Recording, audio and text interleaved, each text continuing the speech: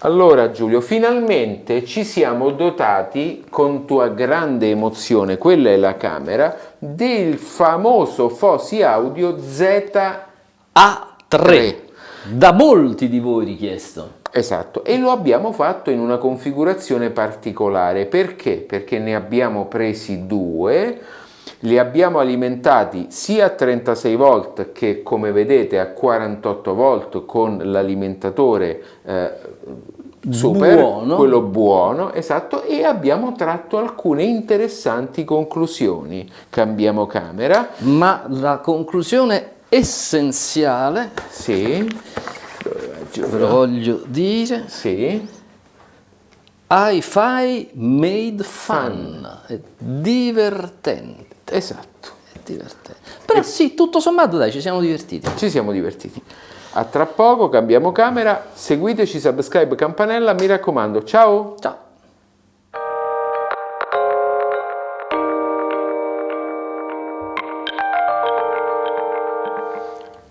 Partiamo da quella camera.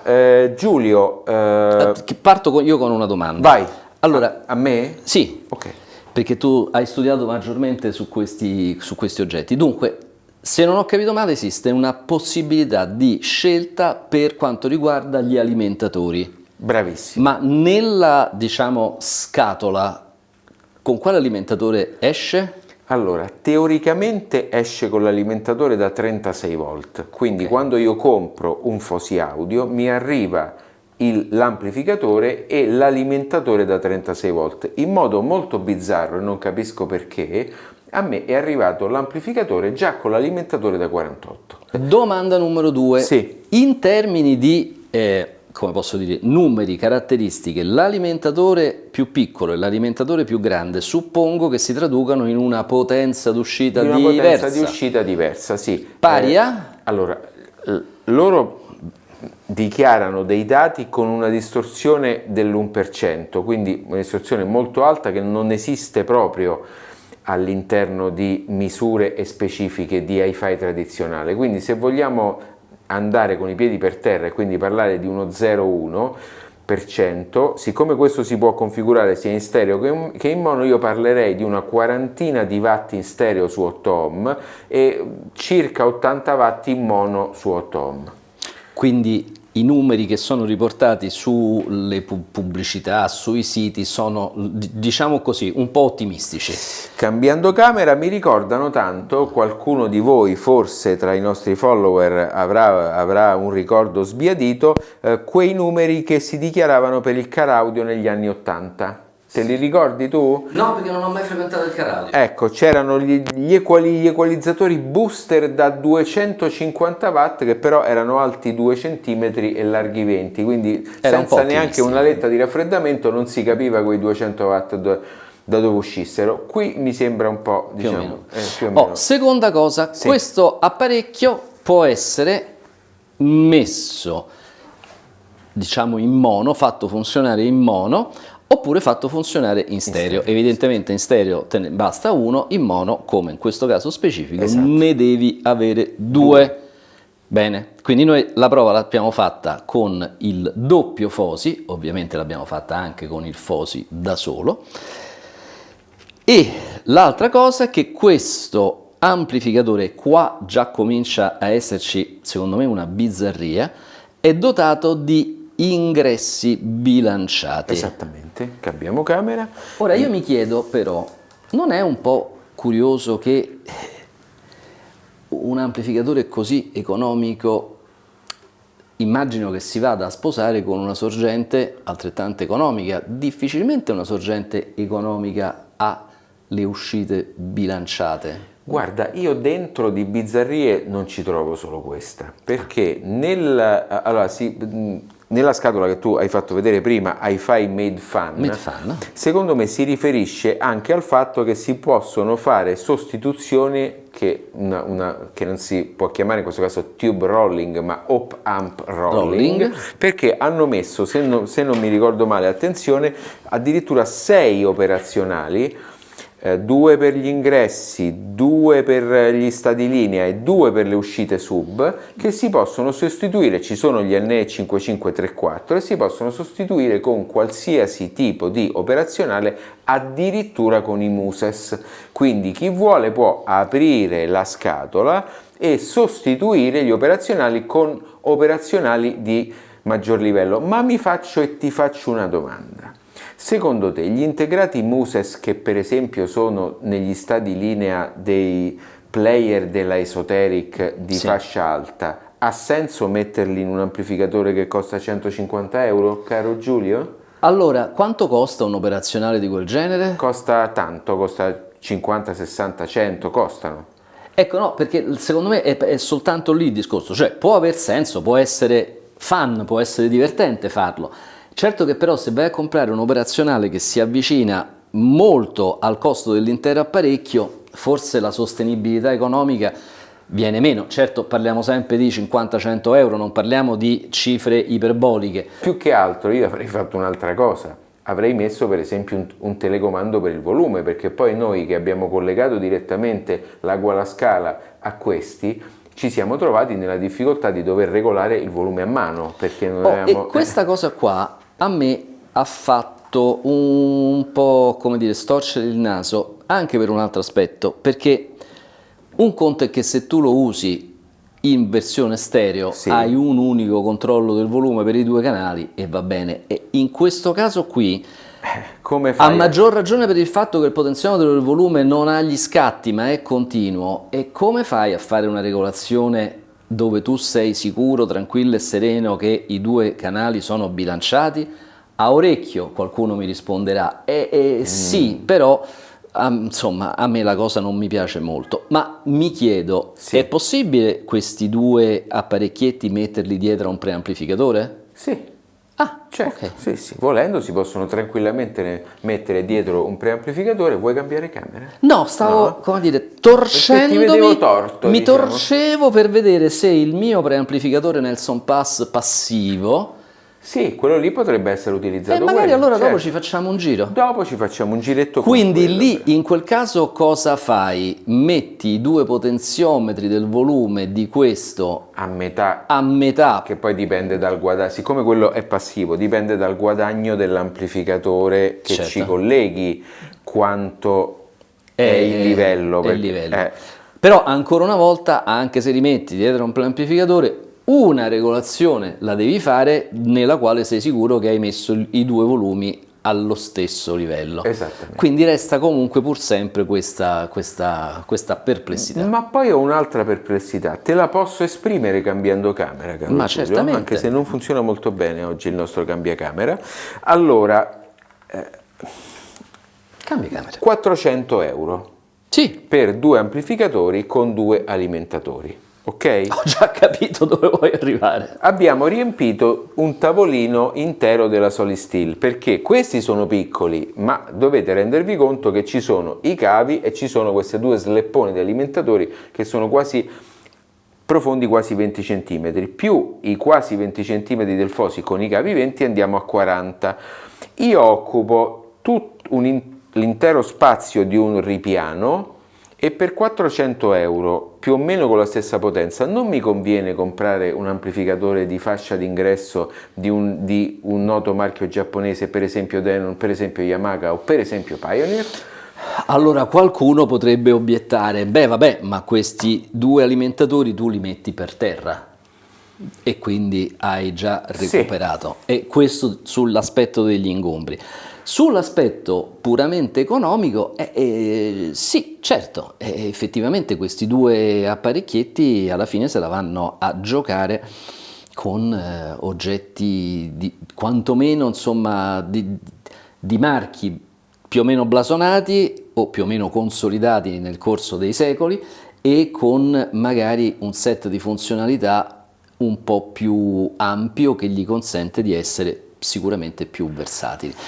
Forse però questi sono apparecchi che non nascono per l'uso che ne facciamo noi. Cioè, io mi sto immaginando che questo qui è notevolmente più piccolo dell'amplificatorino che io già uso nell'impianto, quello che tengo sulla scrivania su in studio, e magari un cosino di questo genere, così piccolino, collegato a un mini impianto da scrivania, forse però con uno di questi qui magari Bravissimo, può aver esatto, senso. quindi con uno di questi, con l'alimentatore più piccolo, mettendo solo questo sul desktop, quindi come amplificatore da scrivania desktop, ha tanto senso di esistere, ma gli ingressi bilanciati, gli operazionali che si possono sostituire, tutta questa serie di dettagli mi fanno capire che è la Fosi che non ha pensato di fare un desktop, un amplificatore desktop. Io ho come la sensazione che qui l'operazione sia stata: proviamo a fare una macchina, forse partendo da un progetto che loro mi pare che già avessero, perché c'era un V3, V3Z3 o Z0 V3, sì. Zone, non mi ricordo come si chiamava. Comunque forse partendo da un qualcosa che loro avevano già a catalogo, di farne una versione, chiamiamola così, più orientata agli audiofili. Chissà. Dentro cosa c'è? Dentro c'è il famoso chip TPA3225, che è un chip Texas Instruments ed è un amplificatore in classe D bello e buono. Ci metti l'ingresso, prendi le uscite, alimentazione e funziona. Tra l'altro non scalda tanto e questo ha un sistema di dissipazione molto interessante, fatto molto bene. Detto questo, io mi aspetto mirabilie all'ascolto, non dalle premesse tecniche che tu hai fatto, ma da un'altra cosa, cioè che questi Fosi audio, sì, nonostante il peccato originale di essere in classe D, sì, ci sono stati richiesti in tutti i modi dai nostri follower, a dispetto del fatto appunto che sono in classe D. Quindi sarà, immagino, la migliore realizzazione in classe D mai fatta a memoria d'uomo. Non capisco poi perché si lamentano tanto degli amplificatori di blasone col marchio in classe D, ma di questo invece... No, quindi sarà un... ripeto, non vedo l'ora di ascoltarlo, perché immagino che suonerà eccezionalmente. Quindi mi stai per dire che adesso, appena abbiamo finito di sventrare... Sì, assolutamente. Sì, ascoltiamo. Allora, altre cose da dire? I due levettoni qui davanti a che servono? Giusto, hai ragione. Uno serve per il funzionamento mono-stereo, che è questo, in questo caso è mono, e uno serve per ingressi XLR o RCA. E se uno avesse la legittima curiosità di sapere come si accende? Si accende premendo il tasto la manopola del volume. Scusa. Manopola che può essere anche... sostituita, perché ho visto con la coda dell'occhio che puoi averla in questo colore, devo dire grazioso, perché comunque carini sono carini, ma la puoi avere anche in un più modesto, più tristarello nero. Che però insomma non spicca come questo. No, questo è una botta di vita che secondo me è graziosa. Va bene. Smontaggio. Allora, cari amici Feelers, Fosi Audio, lo sventramento lo faccio qui in laboratorio perché, come vedete, dopo devo rimettere il silicone sopra questa staffa in metallo che serve per trasmettere il calore dal chip di amplificazione fino al contenitore. Possiamo subito vedere l'ottima costruzione del circuito stampato, indubbiamente fatto molto bene con questa parte, vedete, con delle piste più spesse e addirittura stagnate, che servono per trasmettere la corrente nel modo più efficace possibile proprio al chip di uscita, al chip di potenza. Poi giriamo questo Fosi. Potete vedere i chip, gli operazionali, eccoli qua, sono vari, che si occupano, questi due dell'uscita sub, questo qua dell'uscita linea, come anche questi qua questi fanno la preamplificazione verso il chip di amplificazione, sono tutti sostituibili. Ci sono degli NE5534 che sono molto buoni, si possono mettere addirittura i Muses, anche se sinceramente dal punto di vista economico non la vedo una cosa particolarmente conveniente, perché un Muses buono finisce per costare quasi quanto tutto questo Fosi. Addirittura condensatori Vima Rossi, quindi condensatori di altissimo livello, due bei condensatori elettrolitici della Nikon, il relè che serve per lo stacco e attacco delle casse, che è quello nero che vedete tra i condensatori rossi e le bobine di disaccoppiamento che sono dall'altra parte, anche se sono giapponesi molto buone. Questo relè qui serve invece per attaccare e staccare gli ingressi XLR e RCA, perché qui abbiamo un commutatore che serve per passare da mono a stereo, l'altro, quello di sotto, che serve per switchare gli ingressi tra XLR e RCA, e in mezzo c'è il controllo del volume e l'accensione del FOSI stesso. Altro relè di commutazione: ingressi XLR, ingressi RCA, uscita sub, i due binding post che sono indubbiamente molto molto piccoli, ma del resto, adesso lo vedremo, il pannello posteriore non c'era indubbiamente spazio. Adesso ve lo mostro, eccolo qua, pannello posteriore molto molto compatto, e quindi indubbiamente poi lo spazio per mettere dei binding post più grandi non c'era, ma come potete vedere facilmente i binding post sono piccoli e conviene metterci esclusivamente delle banane. Quindi da questo punto di vista la costruzione mi è piaciuta molto e mi ha convinto. Volevo poi mostrarvi ancora il contenitore e il sistema di dissipazione. Eccolo qui, questo è il contenitore che, come vedete, ha questo bel gioco tra l'arancione e il nero, ma in realtà queste servono proprio per fare una circolazione dell'aria. Se vedete qui sotto c'è la parte dove aderisce il chip di uscita, infatti ora dovrò pulire il silicone e rimetterci il silicone di nuovo, e chiunque voglia fare delle modifiche gli consiglio assolutamente di fare questa cosa, perché la pasta termica serve proprio per migliorare decisamente e drasticamente la conduzione termica tra il chip stesso e il contenitore in alluminio. Come vedete, ecco, dentro ha tutti questi fori che servono proprio per la ventilazione. Contenitore fatto molto bene. E poi adesso vediamo la manopola che serve per il volume, che è anch'essa in alluminio. Eccola qui, manopola del volume, che è in alluminio tornito dal pieno in questo bel colore arancione, ma è disponibile anche in un colore nero, se non sbaglio, quindi bella cosa. Ok, spero che vi sia piaciuto questo rapido sventramento, ma non è che c'era moltissimo di cui discutere. Ciao! Allora, caro Giulio, oggi è giornataccia. Senti un po', vuoi che comincio io? Ma prego. Allora, devo dire che nonostante le grandi sollecitazioni abbiamo cominciato qui da parte dei nostri follower a provare questo prodotto che ho avuto modo di testare in mono, in stereo, 36 volt, 48 volt, mi ha convinto relativamente poco. Ci trovo parecchie cose ingenue.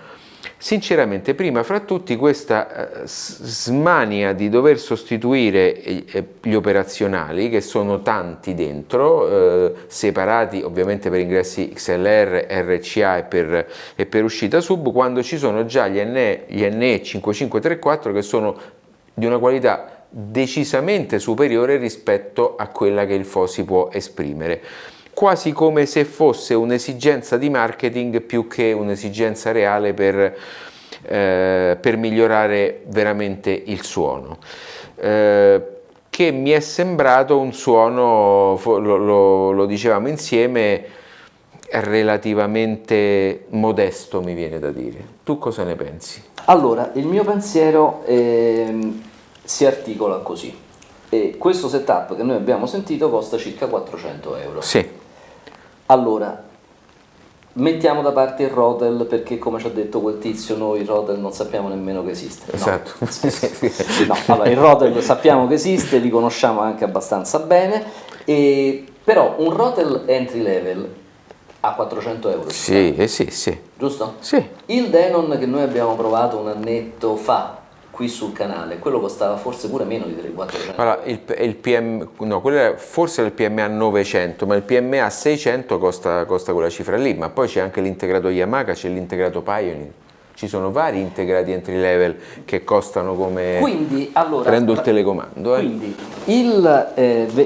facciamo così, E cambiamo camera. viene meno il fatto che questo sia un unicum nella sua fascia di prezzo. Assolutamente. Perché comunque ci sono dei competitor che, per quel che mi riguarda, hanno esibito prestazioni all'ascolto superiori di questo qui. Questo qui che noi abbiamo ascoltato sia nella versione stereo che nella versione mono,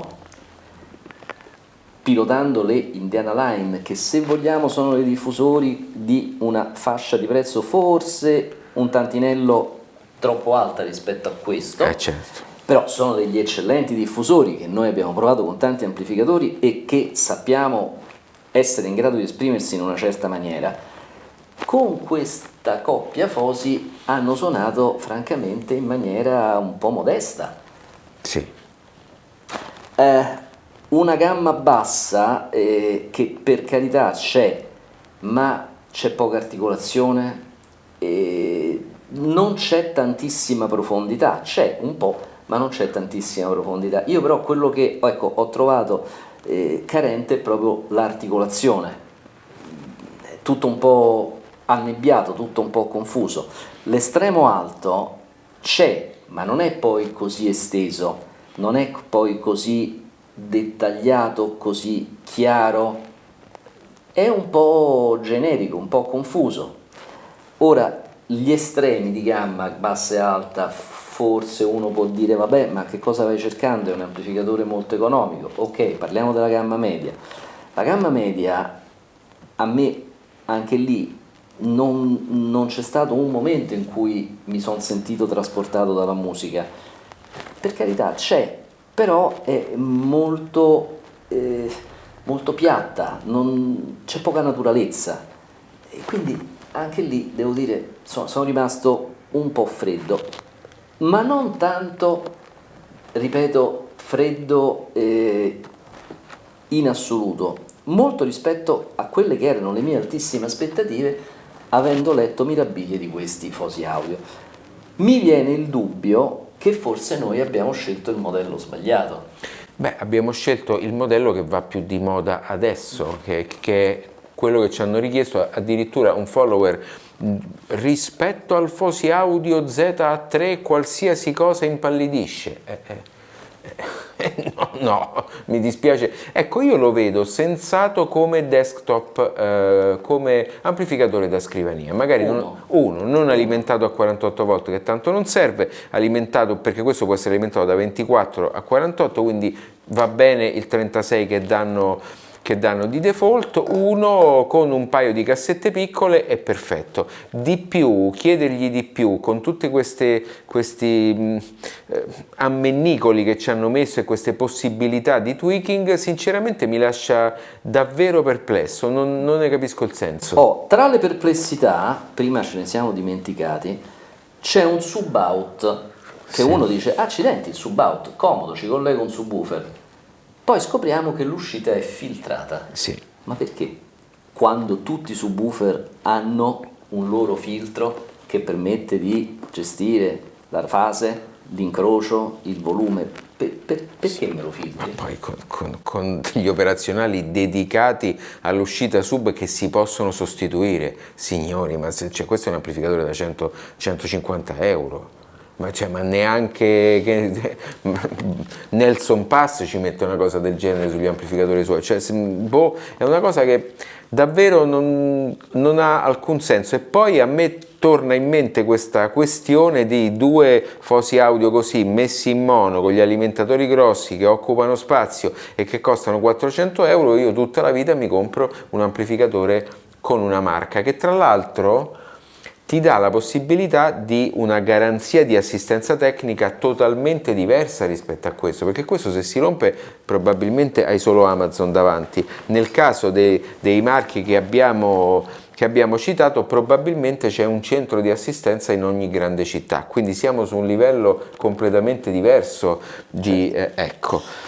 Detto questo, io non vorrei essere, come posso dire, definitivo in questi giudizi e quindi direi il giudizio su questo ZA3 lo abbiamo dato.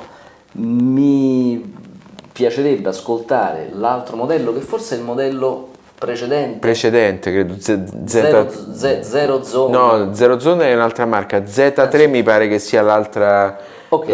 Però che ha caratteristiche meno e magari suona meglio. Sì, vediamo, insomma, parlano anche tanto di Zero Zone, vediamo poi magari in futuro di farci un giro pure con quello. Intanto, allora, volevo puntualizzare il fatto che sul canale, perché molti diranno perché voi siete detrattori dei marchi cinesi, andatevi a vedere tutte le altre prove, perché ce ne sono tante di prodotti cinesi che ci sono piaciuti e che ci sono piaciuti anche tanto. SMSL, Topping, Gustard, ce ne sono vari, quindi non è così. In questo caso specifico, sinceramente, lo bocciamo sonoramente. No, io lo boccio e basta, senza sonoramente. No, perché sonoramente poi... perché suona. No, ma perché capisco che senza aspettarsi miracoli, in determinate condizioni d'uso può essere anche una scelta intelligente. Farlo diventare un qualcosa prodotto che non high-end, ecco, lì forse mi trova in disaccordo. Allora, subscribe, campanella, mi raccomando, seguiteci, alla prossima. Ciao!